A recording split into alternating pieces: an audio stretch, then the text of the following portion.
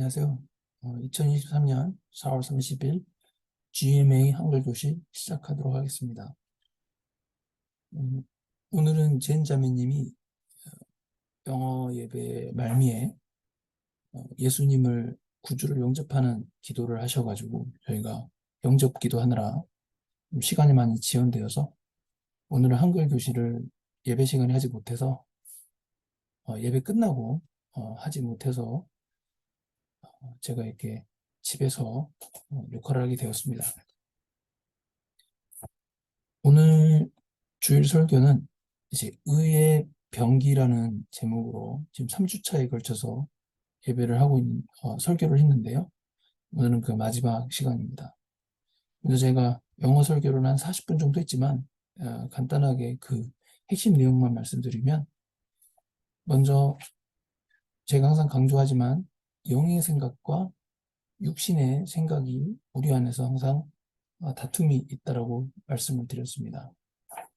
다만 육신에 따라 살게 되면 결국에는 사망의 삶이고 영의 생각을 따라 살아야만 제가 영생 복락을 누린다고 말씀을 드렸습니다.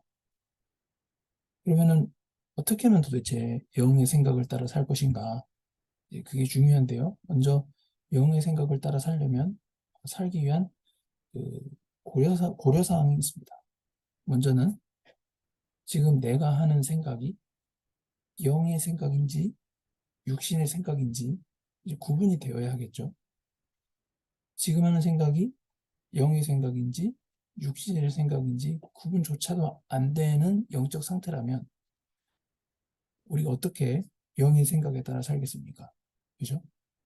그래서 이게 되게 중요한 시사점이 있는 이유는 어떤 생각이 딱 들었을 때 이 육신의 생각인지도 모를 정도로 영적으로 깨어있지 않으면 어, 자기 생각대로 살게 된다는 것이죠. 다시 말해서 자기 생각대로 사는 삶이 육신의 생각대로 살게 되는 것이라고 간주하면 되겠습니다.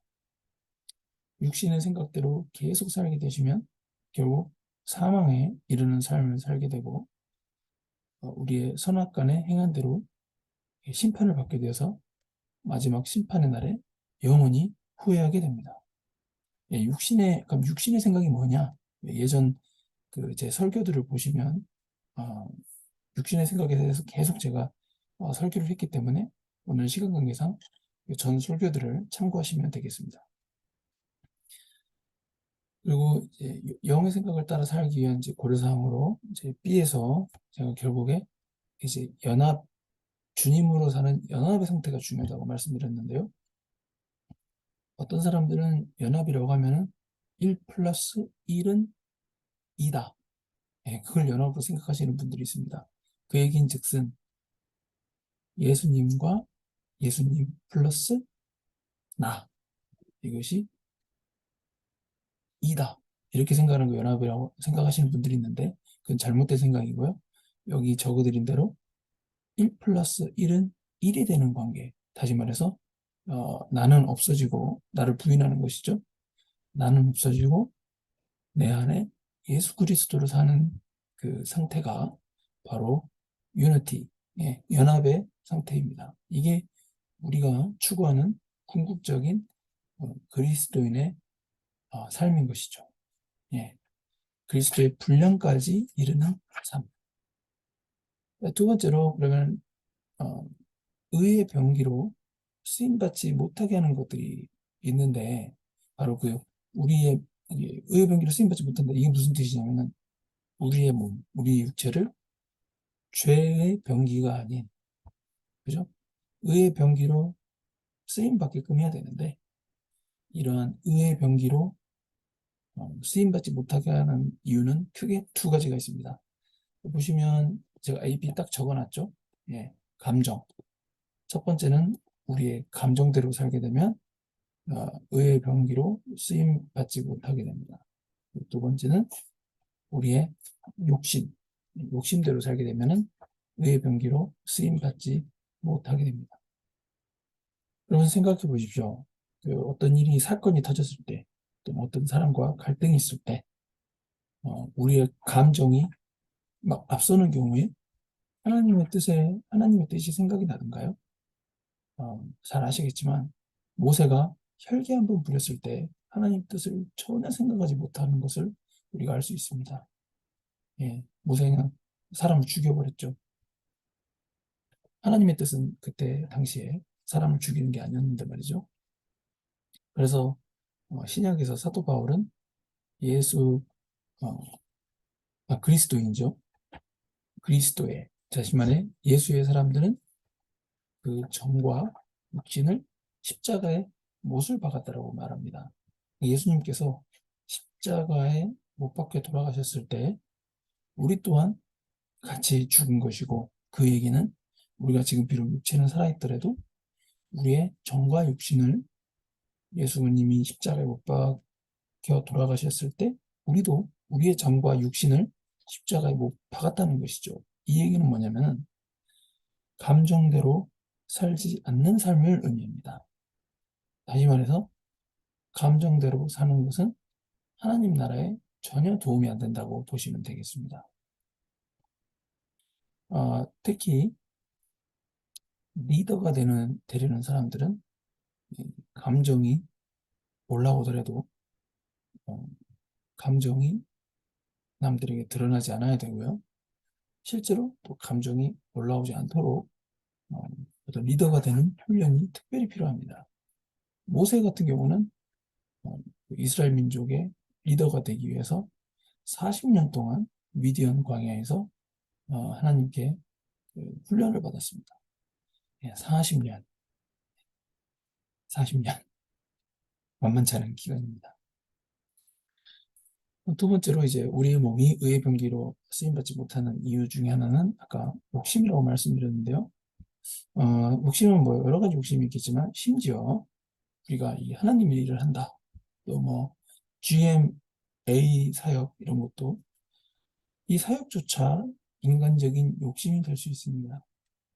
이게 정말 하나님이 원하시는 것인지 아니면 내 욕심으로 사역을 하는 것인지 이걸 잘 분별해야 되고요. 어, 우리 자신의 인간적인 욕심이라면 일종의 불순물이잖아요. 그래서 이 불순물을 제거해야 하겠습니다. 그래서 우리가 어떤 일을 할 때 내 마음의 동기와 목적이 다른지 먼저 점검해야 합니다. 그래서 우리 안을 먼저 깨끗이 해야 하겠습니다. 내 마음의 동기와 이 목적이 바른지 살피는 것이 바로 우리 안을 먼저 깨끗이 하는 것이죠. 오늘 말씀은 갈라디아서 6장 7절에서 8절이었는데요. 시간 관계상 생략하도록 하겠습니다. 한번 집에서 이 말씀 들으실 때 한번 읽어보시기 바랍니다.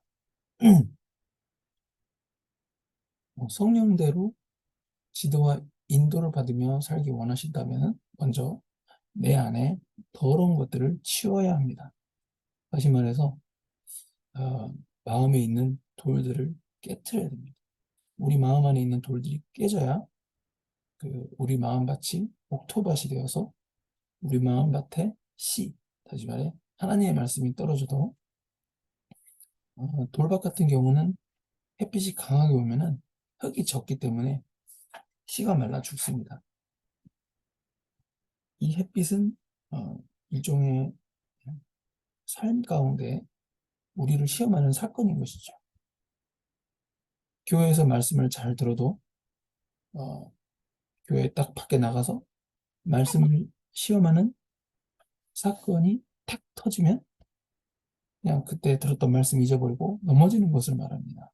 그러나 이런 돌들이 우리 마음 안에 있는 돌들이 다 깨져서 우리 마음이 옥토밭이 된다면은 아무리 햇빛이 강하게 비춘다 한들 다시 말해서 시험하는 사건이 많다고 한들 우리는 이미 옥토밭이 되었기 때문에 그런 어려운 가운데서도 자꾸 말씀이 생각나고 말씀을 잊지 않고 넘어지지 않는 것이죠. 예를 들어서 그러면 이 일종의 이제 이게 자기 부인이라고 저번에 말씀드렸는데요. 누가 나를 또는 여러분을 이렇게 멸시하고 무시했을 때, 여러분, 누가 나를 멸시하고 무시를 해요? 그러면 먼저 첫 번째 드는 감정은 무엇입니까? 당연히 인간이니까 화가 나죠. 예. 화가 나고 얼굴이 붉어지고 빨개지고 막 이렇게 욱할 수가 있는데, 우선은 그때 이제 자기 부인은 어떻게 하느냐? 그때 화가 나기 전에, 내 감정이 확 올라오기 전에 한번 그 감정을 누른다는 거죠. 누르고 한 번 더 깊이 들어가는 보는 것입니다. 내 마음을. 내가 왜 어떤 사람한테 멸시를 당하고 무시를 당했는데 왜 내가 화가 나지? 이거를, 화가 난다는 거를 인간이니까 당연하지 이렇게 생각하지 마시고, 왜 화가 나지? 한번 본인한테 질문을 던져보는 거죠.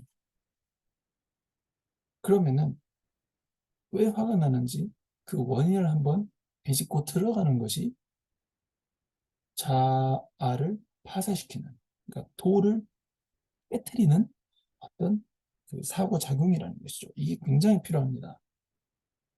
결국 내 마음 안에 있는 생각을 한 번 더 들어가고 더 깊이 생각해 보니까, 내가 나를 무시하고 멸시하는 사람한테 대접받고자 하는 마음이 있었다는 것을 우리가 발견할 수 있습니다.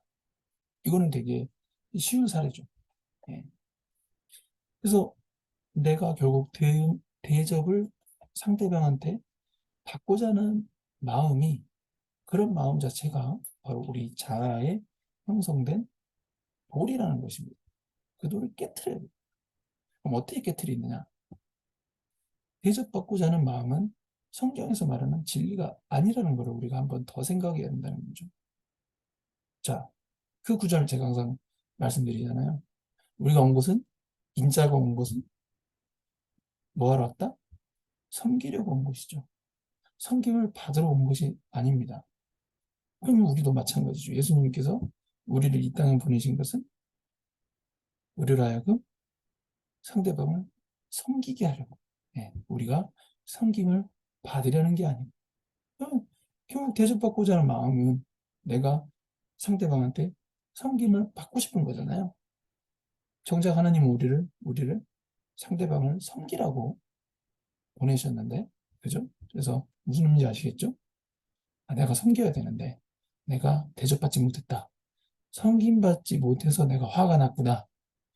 그러면은, 그래, 난 무시하고 멸시해도 예수님은 나를 섬기라고 보내셨기 때문에 괜찮아. 예. 예수님도 십자가 앞에서 침뱉음 당하고 멸시 당하셨을 때 하나님이심에도 불구하고, 뭐 진짜 뭐 한 번에 이 지구로 없을 수도 있는 분이잖아요. 그지만 다 참고 섬기러 오신 분이라서 다 참았던 것을 생각하면은 우리가 이런 것들을 이해할 수 있는 것이죠. 이것이 일종의 내 마음을 파쇄시키는, 그러니까 내 자아를 부인하는 어떤 그 훈련하는 방식을 제가 지금 말씀드린 것입니다. 생각을 깊게 해야 되겠습니다. 네, 감사합니다.